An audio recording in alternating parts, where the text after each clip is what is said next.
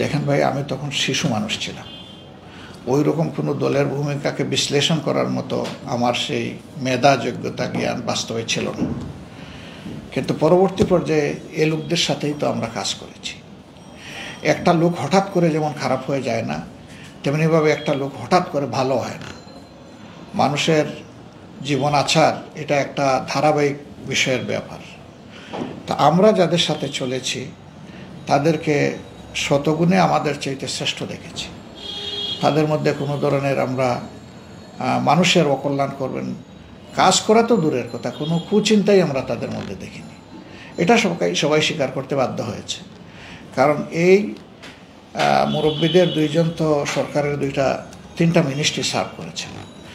কল্পিত অনেক অভিযোগ তাদের বিরুদ্ধে আনা হয়েছে, কিন্তু তাদের বিরুদ্ধে অপকর্ম বা দুর্নীতির অথবা স্বজনপ্রীতির একটা অভিযোগও কেউ উত্থাপন করতে পারেনি। কোরআন তাদেরকে এইভাবেই, আল্লাহর কোরআন এবং রাসূল করিম সাল্লাল্লাহু আলাইহি ওয়াসাল্লামের সুন্নাহ তাদেরকে গড়ে তুলেছিল। এই যে লোকদের বিরুদ্ধে 71 সাল পরবর্তী 72 সালের যে সরকার শুরু হলো, সেই সরকার যারা সমাজে অপকর্ম অপরাধ করেছিল তাদের তালিকা তৈরি করেছে, তাদের বিরুদ্ধে মামলা করেছে, যুদ্ধ অপরাধীদের তালিকা তৈরি করেছে। আমার জানা মতো একজন ছাড়া কারো বিরুদ্ধে এই ধরনের অভিযোগ ছিল না। যার বিরুদ্ধে ছিল তিনি আদালত থেকেই খালাস পেয়েছেন, শেখ মুজিব সাহেব থাকা অবস্থায়। তো সেইভাবে আমরা যদি দেখি বিষয়টা, এটা আসলে অ্যাবসলিউটলি একটা রাজনৈতিক প্রপাগান্ডা। যেমন আজকে আমাদের দ্বারা হাজার হাজার মানুষের রক কাটা হয়ে গেছে, আমরা জঙ্গি, এইগুলা যা বলা হয়, তখন ওই অস্ত্রটাই প্রয়োগ করা হয়েছে আমাদের উপরে। আমরা কি বলেছিলাম তখন? জামাতে ইসলামীর নেতৃবৃন্দের কাছ থেকে আমাদের জানার সুযোগ হয়েছিল যে ওনারা মুক্তিযুদ্ধে যাননি কেন, অংশগ্রহণ করেননি কেন।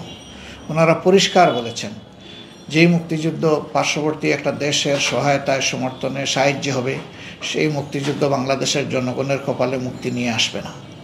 এবং আমরা 53 বছরে সেটাই দেখেছি। আমরা স্বাধীন হলাম 47-এ, আবার মুক্তিযুদ্ধ করে স্বাধীন হলাম 71 সালে, আবার আমরা স্বাধীন হলাম এসে 24 সালে। এখন স্বাধীনতার প্রশ্ন কেন আসে? কেউ পরাধীন না থাকলে তো স্বাধীনতার প্রশ্ন আসে না। তাহলে আমাদের স্বাধীনতা অর্জনের সাথে সাথেই কিন্তু ওটা হারিয়ে গিয়েছিল। যেদিন পাকিস্তানি সেনাবাহিনী আত্মসমর্পণ করেছিল ভারতীয় পূর্বাঞ্চলের অধিনায়কের কাছে, সেদিনই কিন্তু আমাদের স্বাধীনতা বিক্রি হয়ে গেছে এবং এটা হাড়ে হাড়ে বাংলাদেশের মানুষ টের পেয়েছে। আমরা ভারতকে আমাদের সুন্দর প্রতিবেশী হিসাবে আমরা দেখার পক্ষে। তারা আমাদের প্রতিবেশী, সম্মানের সাথে, গৌরবের সাথে, শান্তির সাথে তারাও থাকবেন, আমরাও থাকবো, এটা আমাদের প্রত্যাশা। কিন্তু বাস্তবে তো তা হয়নি। এই ভয়ের জায়গা থেকে বা দূরদর্শিতার জায়গা থেকে বলতে পারেন যে জামাতে ইসলামের তখন সিদ্ধান্ত ছিল যে আমরা এক পাকিস্তানের পক্ষেই থাকব। এটা থাকতে পারে, এটা কোনো অপরাধের ব্যাপার না। এরকম এক হিন্দুস্তানের পক্ষেও অনেক লোক ছিলেন, কিন্তু ভারত বাদ হওয়ার পরে শুধু এই কারণে কি তাদেরকে হত্যা করা হয়েছে বা কোনো বিচার হয়েছে? হয়নি। হ্যাঁ, তারা যদি কোনো অপরাধ করে থাকেন তা বিচার হবে। তো আমাদের প্রশ্ন হচ্ছে যে যারা অপরাধ করছেন বলে তোমরা এখন বলতেছো, তখন তো তোমাদেরই শাসন ছিল, তোমরাই তো ইনভেস্টিগেশন নিয়োগ করেছিলে, তোমরাই 197 জনের তালিকা চূড়ান্ত করেছিলে। তো তখন তাদের নামটা ছিল না কেন? অথবা বাংলাদেশের কোনো একটা থানায় তাদের নামে জিডি কেন ছিল না? এটার উত্তর তারাই ভালো দিতে পারবেন, আমরা জানি না। আমাদের কাছে সহজ সরল উত্তর হচ্ছে আমাদের আদর্শকে মোকাবেলা করতে তারা ব্যর্থ হয়ে তারা এই পথ বেছে নিয়েছিলেন যে আমাদের সংগঠনকে, নেতৃবৃন্দকে তারা এইভাবে অপমানিত করবেন, আমাদের বিরুদ্ধে মিথ্যা প্রপাগান্ডা দিবেন, মিথ্যা অভিযোগে আমাদেরকে তারা ধ্বংস করার দিকে এগিয়ে যাবেন।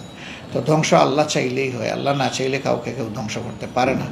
মানুষের মৃত্যু হয় কিন্তু তার আদর্শের মৃত্যু হয় না।